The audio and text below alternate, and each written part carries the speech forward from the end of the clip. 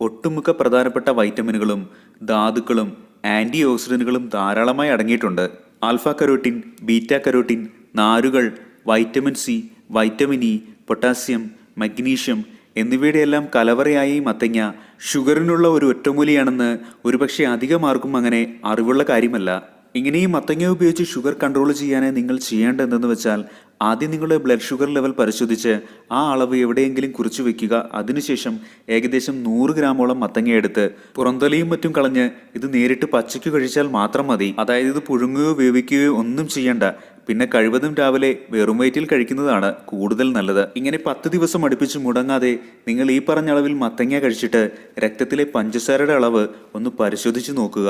അപ്പോൾ കാണാം അത്ഭുതം. ഷുഗർ ശമനത്തിന് സഹായിക്കുന്ന ഈ ഒരു നാട്ടുമരുന്നിന്റെ എഫക്റ്റ് ഒന്നുകൂടി കൂട്ടാനായി വേണമെങ്കിൽ ഒരു സ്പൂൺ സിലോൺ കറുവപ്പട്ടയുടെ പൊടി ഈ മത്തങ്ങയുടെ പുറത്ത് വിതറി കൊടുത്ത ശേഷം കഴിക്കുന്നതും വളരെ നല്ല